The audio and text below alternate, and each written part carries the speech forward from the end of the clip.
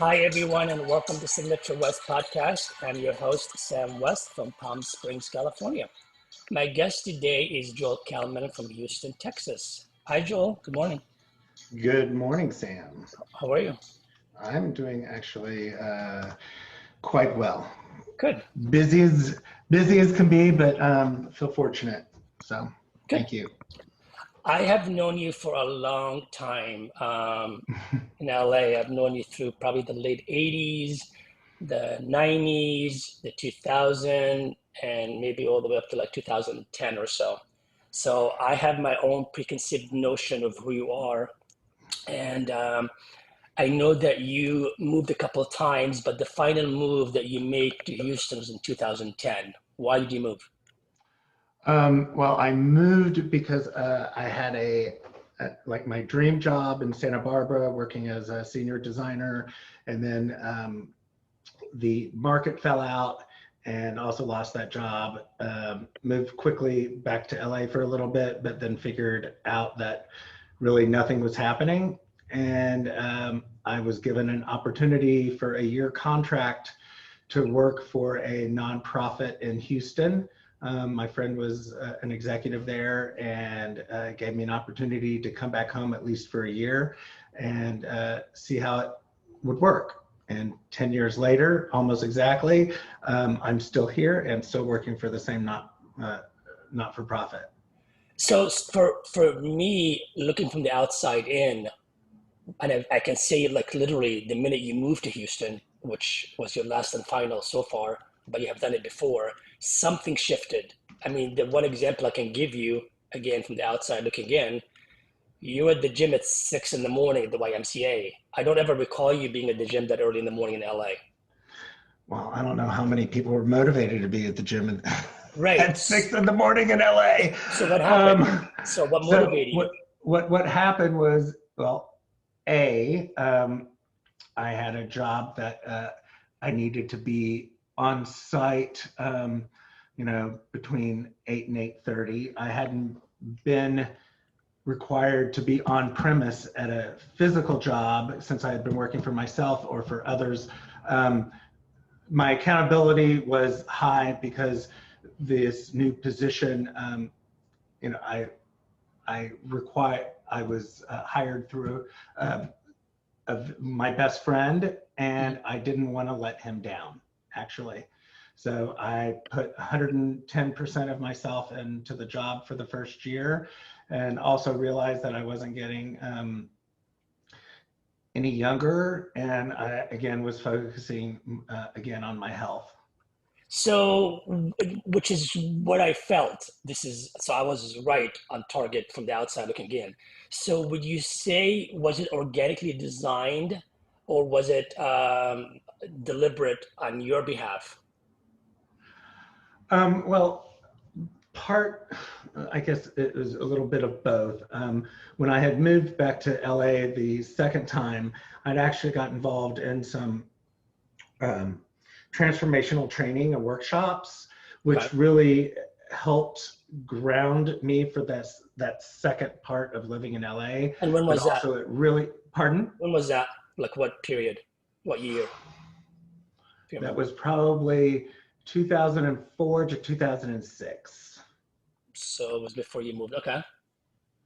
Um, and maybe it just took a little bit longer for it to click. But moving back to Houston and being with family, Right. very close to family, and also with people that I really admired and Right. respected, Right. which I kind of sort of had lost in LA, except Right. for a few new people that I had was starting to meet. Right. Anyway, that's really why I think just things started to become more clear for me of my intention and my responsibility as being a human, But what actually. I guess I'm trying to, because you mentioned that last time we spoke on the phone about the word accountability, and I guess I'm trying to find out what triggered you. Obviously, it could have been the training they've done before in 2000 2010, but what made you think I'm gonna be accountable now and I cannot be, the old Joel, so to speak. At what point did that button get pushed? I think that the opportunity of working with the organization and the pressure that I was under and the responsibility that I had Mhm. for millions of dollars that were about to be spent, Right? that coupled with I'm tired of doing the walk, but not having anything to show for it. And I was committed to being productive and showing to myself as well as to my family and friends that I'm not a sideshow, I'm the real deal. And what did you have any experience prior to that in nonprofit? Well, I had always worked one way or another, except when I was working in Santa Barbara, really working for not-for-profit in one way or another. But this was a different experience of using my interior design skills while working for a not-for-profit. So it was an amazing opportunity to work hand in hand with my passion as well as being community oriented. So it was a really unique opportunity. Like, And would you say that being around family added to the mix for sure to keep you on track? oh, absolutely. I'm fortunate enough to have both my parents alive, Right? as well as one of my two siblings that lives here, and all her three kids. Right? So, throw that into the mix, and all being within 4 miles of each other. Right? Absolutely. And then back again from the outside looking in, because I watch you on social media, we all watch each other. You met someone, and Uh, you start dating. And for uh-huh. me, Joel Kelman, from my perception, would be the last one to commit to, like, yes, he will date, but Joe will not get married, kind of a thing. Um, Fair enough. You fell in love. Sounds like a great guy. Don't know him. Never met him, and you got married. yes, it was actually just a precursor to that. I had been seriously dating someone in LA, and I was ready to move back to LA, but this person decided that it was not going to work and broke up with me via text. Um, Well, let's talk about that for a second, because we just mentioned how the family is important in Houston. The job was important. You did not want to fuck it up per, in a blunt way. You want to be accountable, but you were willing to move back to LA for a guy, yes, well, because I had at that point, 5 years under my belt with my organization, right? and I knew that I could do work. I can focus. I can find a job, et Because cetera, et now you're more cetera. And balanced. I was definitely more balanced. And it's hard to leave that Southern California I know. lifestyle. Tell me about it. It's really, and I thought, this, I could be okay moving back. And even though this person was in the industry, entertainment industry, which I thought I would never date anyone in that I again. know. I know. I know. So, because also not being part of that in LA is really hard. Right? Your connections, everything is connected through that. I get it. But anyway, super happy that this person disconnected with me Right? because I was on the way to a friend's 50th in P-Town. And, that was 2 weeks after I broke up, and ended up meeting Mateo, who ended up ultimately becoming my husband. So Watching amazing person. Pardon? It seems great. Watching that process, it actually was done again. I keep saying it from the outside in, because I know you from a certain frame of mind, and now I'm watching another frame take place. Like one movie ended in Mm-hmm. 2010, and now I'm watching another movie start and develop. And you certainly did not get married right away. You did it for a while. I actually remember sending you an Instagram message or something. When is the wedding? And you replied so abruptly quick. Please don't rush it. And I thought Yeah. that's interesting. Yeah. I mean, And most that, people want to, like, let's just run to the chapel now, which I thought was very mature, very great answer. So there's another now development of sort of maturity that I'm watching. Not that you were immature, don't get me wrong. That now you're want to wait, you don't want to mess it up, you want to give it time. So what was that all about?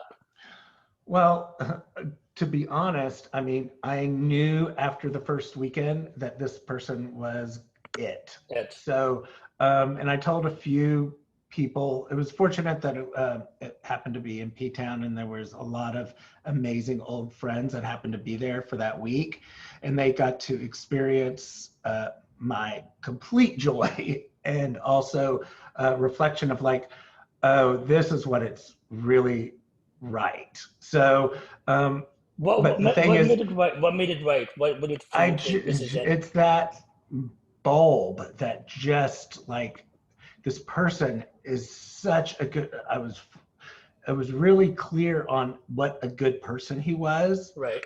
and it just. I don't know. It just, as you It's said, something I that's enough. dated a lot. Yeah. I dated a lot, but maybe through the growth of the previous 5 years, that for some reason I just knew. But then I wasn't going to rush it like you said, because this person was living in Boston, and also Also, it was long distance. yes, it was, and also he was a foreigner, so I needed to make sure in my head and also in his head that and his heart that this was meant to be, right? Or Right. we're moving forward. But we courted quite extensively for the first 8 months. It was just a lucky year that I think it was all my friends' 50th birthday parties and some weddings, and so we were able to be present at a lot of these things with really intimate friendships, and I got to see how he related to some of my longer term friends, and it just was a great exposure for me and for him to see what our life How could be like. how long did you guys commute for? Actually, it was only 8 or 9 months, Only? but Well, yes. that's not only, that's 8 or 9 months. Well, and the thing is, he was committed. He wouldn't move to Houston without a job, which I I don't blame totally was I on don't board blame him. with. I don't blame I him. did not want him to move here without a Right. job. Right. So he, 1 week of job searching in Houston, and he was, he had 2 job offers, and he wasn't happy necessarily, and he wasn't happy in Boston. So it was a great fit, Right. and from my understanding, he is incredibly happy here in Houston, and Well, you would he's know. Well, you would know. I was right. there. And, I mean, I Right. ask him that, and he's on his second job here in Houston, and has tons more responsibility, as well as now he is an American citizen. Right. So, which is beyond excitement. Of And course. now I have the opportunity to become an Italian citizen. Oh, you can. Okay. So, Do you want yeah. to? Oh, I would like to have a dual citizenship. Yes. Okay. So now that that chapter is done, Oh, it's not done. well, I mean, I don't mean No, done, I but know what you mean. I'm it's just never done. kidding. It's never done. It's never done. It's never done. So what course did you take back in 2004? Was it 2004 that you took in LA? 2004. What was the course? It's called WorldWorks, Okay. and it's actually based in Orange County. And believe it or not, it's actually run by my oldest first cousin. Oh wow. So Lisa Kalmin, and it was an amazing experience for me because at that point I was kind of lost when I had moved back to LA, and Right. it really helped establish a really good foundation for me. In what Um, sense? well, with what type of um, I guess mostly with what type of people I wanted around me, Right. and also more goal oriented with work. And that's the seminar did that to you. Yeah, it was actually, it was a trainings for, Trainings, yeah. trainings, I think it was almost an entire year because you could do different levels. Oh, And wow. I can send you the link. It's worldworkstrainings.com, but that sort of shows the different types that they have. And it's quite a commitment. Right. And at that point, I had the flexibility of being dedicated to myself, because that's what it was. It was an opportunity to discover how I looked at life and how I see myself in the world, you Can I know? ask how So old, can I ask how old you were then? like a little over 40. Oh, I didn't realize you're young. Usually people do this in their 50s. What, in the 2004? No, when you start the seminar, that one Yes, I was year. in my 40s. Okay, young, young. Good for you. So yeah, I mean, it was a great experience. And you made, Exhausting, but a great experience. and that was a conscious decision that you made for whatever reason that you felt the need. You've got to step things up. Yes, absolutely. So Because being back in LA, there's different type of competitions, and I just needed to know I need more clarity on who I was. there's lots of illusion and there's lots of other things that you wanted to separate Right. the real from the illusion. That's what I call it. Right. Yeah, Correct. that's what I call it. Yeah. So when you reinvented yourself, which is basically what this is, which I love. I mean, we all do it. Some do it intentionally, some do it, without even being aware. But we all have to do it. Did you have to? Because when I did it, I sort of did it in a very harsh way. When you did it, did you find the need to eliminate some people from your life, some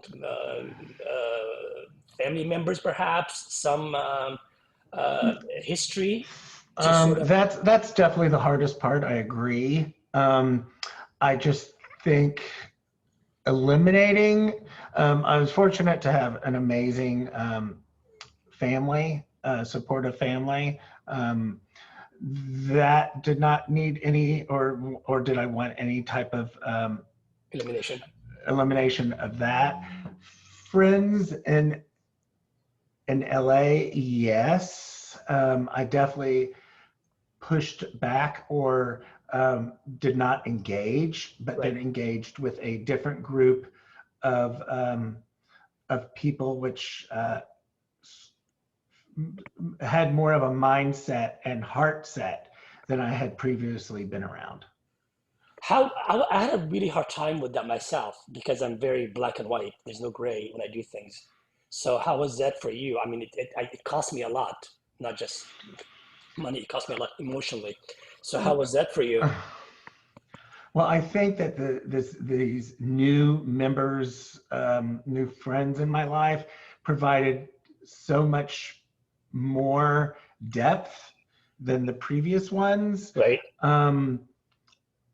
that I was able to move forward with and not necessarily give up those ones that were a little, again, say shallow, Right. because those people really were incredibly important to me and still are, but just in a different way. Right. I still talk to my original group of friends from my first year in LA. Right.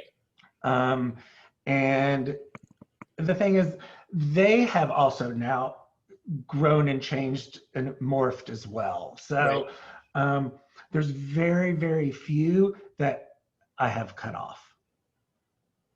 But the You're ones very that I have cut off, cut I off. think that cut off, right? Cut off. Yeah. Yeah. So now I think you're already married, and then COVID came in, and Yes. most people in their It own was little almost our 1 year anniversary that COVID had to hit, because it was after March 3rd.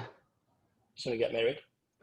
Yeah, we got married March 3rd of 2 years ago. So because I think COVID really slammed or shut things down that first week of March, March, correct, right? correct. So we were fortunate to get wire in that, but okay. But So COVID. you're saying, yeah, because a lot of people are saying, I had my own complaint being single with my dog, being in quarantine, and then I hear people, couple, gay or straight, complaining they're spending 24 hours with their partner or their spouse or their husband.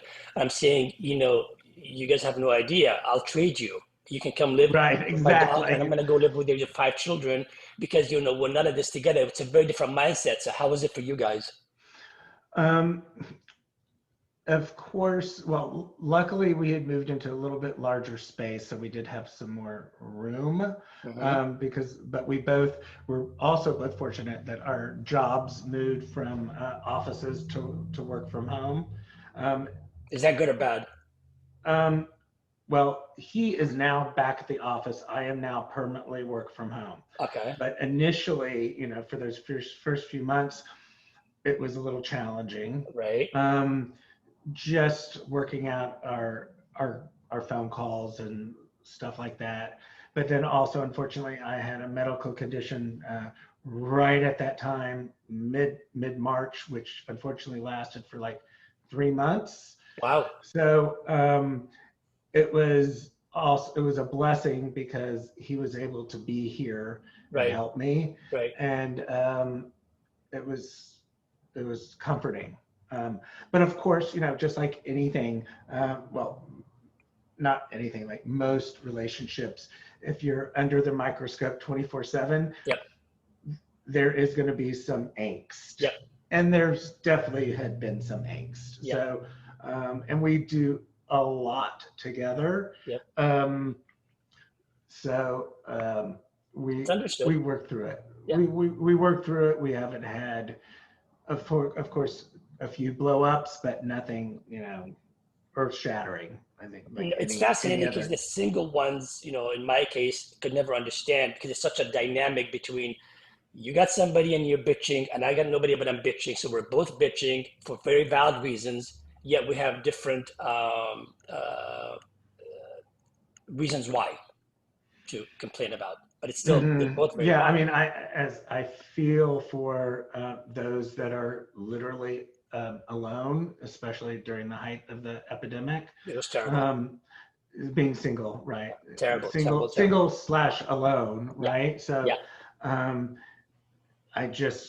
I would definitely much prefer to be in my situation, even with the tension, Yeah. right? Yeah. So, Yeah. It's definitely the worst mind fuck I've ever experienced. Put it this way. yeah, I Yeah. mean, Yeah. it's And a just, lot of people that I've met that I got a group going on to mentor in the same shoe. So it's not just making it about me. It's pretty relevant. It's pretty out there. It's pretty oh, solid still going on. So absolutely, yeah. and just being able to receive a hug or a kiss every day. Yeah. I mean, Yeah. it's Yeah. It's unbelievable, everything. right? It's everything. It's everything. Yeah. Well, So what did COVID teach you guys? well, at this point that we're both fortunate. Um, um, well, it taught me patience. Um, my husband is very patient. He is very even keeled, no temper at all. It's completely frustrating. So, and not highly charged at all. So, I would like I, him. huh? I would like him. I mean, I'm the complete opposite. Me So, too. Me I too. will be yelling and cursing at him for 5 minutes. And he said, "Are you done?" So, Are you done? right. And then he'll just, say his Perfect. response Yep. and that's it. And, he doesn't curse, which is also incredibly frustrating. Right. Um, so, it's taught me to take a step back, breathe, reevaluate, or evaluate something before I speak or Amazing. action. And he's So younger than you are, right? yes, So this is 17, this 17 years younger, but he really acts like a 90-year-old. So because so how do you God, that's another question that I don't have time for. Really quickly, how does the 17-year gap, um, how do you find the 17-year gap? What am I thinking of? Um, The only difference is, Mentally, not even physically, forget the physically, mentally and developed wise, because obviously when you were certain, you and I are like a certain age, so we experienced so much, we've dealt with so much, we know so much, and then you got the 17-year-old less than us. but A, he's European, B, he's Italian, B, he's Northern Italian. His maturity level It's very different. exceeds mine And mine already. together. Okay. Right. So, you know, he grew up very urban, very, uh, very highly educated and focused. Um, so there is, he's, he's the mature one in the relationship. Right. Which is amazing because you have now someone to teach you things that it's very compatible. It's lovely. It's fantastic. I love it. Yeah, I love it. that I love again, it. that was also part of the fortunate part and bonding, you know, when I first met that, you know, wow, this person really is different, especially for his age. You know, I really wasn't looking for someone 17-year-old younger. right, but he didn't look 17 years younger and he definitely didn't act it. Right. So, Right. um, Right. yeah. Joel, thank you so much for this half an hour, and I'm glad I was on point in my perception. Thank you so much, and I'm glad for you and you guys. Best of luck.